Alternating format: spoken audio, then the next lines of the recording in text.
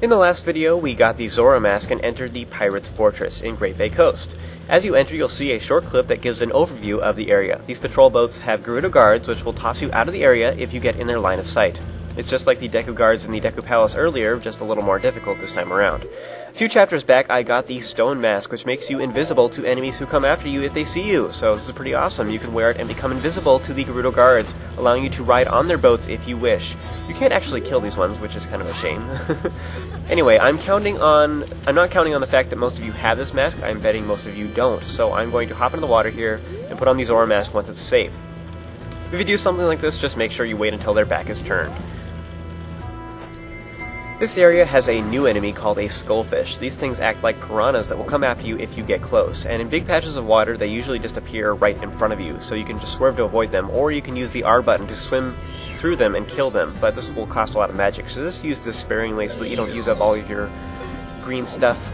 And our objective is the platform to the far north. You want to swim over to it and press the B button to sink to the lower part of the platform once you get there. The goal is to not be seen by the Gerudo guards, obviously.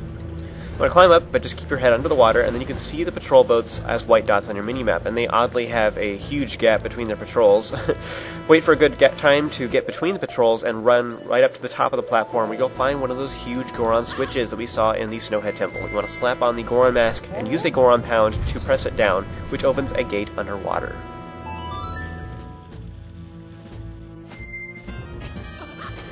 There are several chests that you can see on your minimap, and you can snag them if you wish, though they only contain red rupees. You want to watch out for these skullfish along the way, and you can stay close to the ground if you wish to avoid them. They will not appear if you are, touching the ground. There are two giant water pipe thingies that are under the water. One is sort of in the middle of the east wall, which sucks you out and spits you into Great Bay Coast if you get too close to it, so you obviously want to avoid that one. The other one, which is to the just south of it, is the one we opened the gate for, and that's where we need to go.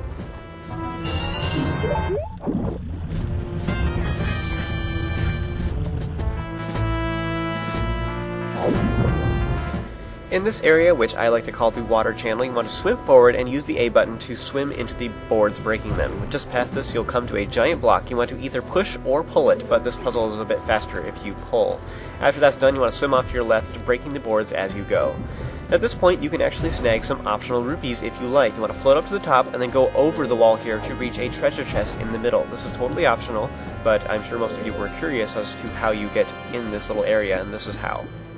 Swim back over the wall and you'll see another block. You want to either push or pull this in the opposite direction of whichever one you did the last one. So you push the last one, you want to pull this one, or if you pulled the last one, you want to push this one. So in my case, I am pulled the other one, so I need to push this one forward, and once you've done that, you want to follow the path to reach the other end. These water geysers will push you in whichever direction they're flowing. Now you can ride this one upwards, but watch out for the next one, which will push you back out into the lagoon if you touch it. So instead you want to swim under it, and you also want to avoid these spike mines on the bottom, which will blow up if you touch them. At the end, enter the door, and as you saw, I just swam through that entire thing and dolphin jumped up onto the ledge, which is actually somewhat difficult to do, but as I like to say, you know you've played too much Majora's Mask when. If this is your first time playing this game, I recommend you go through that last part by sinking down rather than swimming through it like I did. In this next room, you want to avoid these spike mines again, and open the large chest if you wish to find a red rupee. Take the nearby ramp, and you'll see a piece of heart behind bars. What crime did it commit? You're a criminal. Take the nearby stairs upwards and turn off to the left. There's several barrels here that you can roll into or break using explosives, or you can simply fire punch them with the Goron mask. Behind that, you'll find a floor switch. It temporarily opens the doors, but only for a few seconds. You can make it there by running on your own, but to make it a little bit easier, I recommend either wearing the bunny hood or using the Goron mask to roll over there. With the life extended and a big grin on your face, you want to stand on the floor switch in here to open the door again, and then go back up the stairs. You can smash the barrels here on the right to get a clear shot at the crystal switch, which is suspiciously in the corner. You can hit it with either arrows or use your charged up Zora fins, aka the double cutters. After that, you can jump down into the water here, but there are some spike mines, so instead, the safer route is to actually go down the stairs and then jump into the water here. This way you probably will not hit one of the mines. There's one right in front of you, but you can easily avoid that one. Swim through this entrance before the gate closes, and just swim straight along on either the left or the right side. You don't have to swim speedy like I am, you can just float along as well if you want, but the goal is just to stay up high so that you don't get sucked out and you don't touch the mines. At the corner, you want to climb up the ladder you find here, and you'll see another puzzle. You want to step on the switch to temporarily unlock the crystal switch. As soon as it is hit, it will make the water geyser start to rise, so stand on the geyser and hit the switch from here in order to go into the next room. You want to jump off the water geyser as the water is rising or as it is coming back down, because if you jump at the top, you will probably smack into the spike mines that are hanging from the ceiling, which will blow you up and knock you back down into the room below. Sneaky things. When we climb up the ladder here, and at the top you'll see a telescope. You can press A while standing next to it to look through it, and then press A to zoom in on things. It works just like the telescope in the Astral Observatory in Termina Field. Now you can use it to see the patrolling Gerudo guards and within the heart of the fortress, which is we're about to visit, but you can also see the ladder in the center that is calling your name. If you zoom in on it, it will show you the route that you need to take to our destination. When you climb the ladder, go across the bridge and enter the door at the end. It's kind of weird how it just has a whole cinematic. I guess that's Link doing that. After that, you can turn around to see the platform across the way. You want to smack the spike mines to make them collide, which will allow you to see the crystal switch that was behind them. Shoot it to unlock the door, and venture outside to return to Gerudo Lagoon, this time on an upper platform. Now do not jump in the water. We have already been there. Instead, you want to circle around to find a new doorway, which takes you to the inner area of the Pirate's Fortress. Now, near the end of the previous chapter, I took the eastern exit from Termina Field and to get to the entrance of Ikana Valley. If you jump over the fences with Epona, you'll come to a huge wall, and just to your right is a circle of stones. Use the lens of truth to see an invisible dude there who wants to be made well. If you give him a red potion, he'll then give you the stone mask, which allows you to become invisible to certain enemies. There are several surprising enemies you can use it against, but one of the best places to use it is here in the Pirate's Fortress. These Gerudo guards cannot see you while you wear it, so you can easily complete this area without any problem at all. You can just walk right through and slash them all if you want to have fun. Now, I'm betting that a lot of you do not have this mask, so I will show how to complete everything without it. Be careful not to let the guards see you, because they will throw you back out into the lagoon, similar to the Deku guards in the Deku Palace before. The guards appear as white dots on your minimap, and 2 patrol clockwise and 2 patrol counterclockwise, while the one circles around the center ladder and that we were trying to reach. They occasionally shift places with the center, so you want to wait for that gap or make your way on your own. Either way, you want to shoot them with arrows to temporarily stun them, and then run for the center as soon as you can. It's actually not that hard. It seems really intimidating, but it's easily done. You want to hide behind the blocks until the coast is clear, and then climb up the ladder as soon as possible. This will allow us to follow the path we saw in the telescope earlier. Near the top of the ladder, you can wait until your vision changes to show the top of the ladder, but you can also see this guard as a dot on your map as well. She has quite the range to see you, so try to shoot her from as far away as you can. As I was crossing the bridge, I got somewhat caught on her, and as you can see there, I rolled past her to allow me to wiggle by. You want to get out of her range of sight as soon as possible before she wakes back up. At the end, go ahead and enter the door.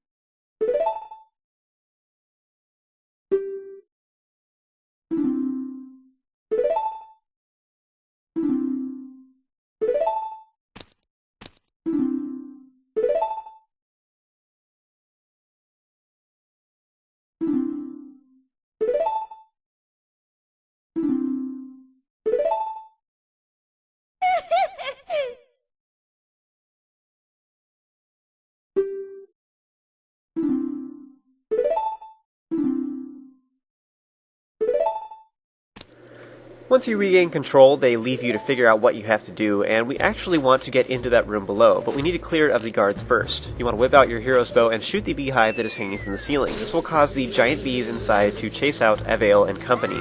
I find it quite ironic that they're terrified of one of the weakest enemies in the entire game, when the parrots themselves are one of the more difficult enemies you will face, as you'll soon find out.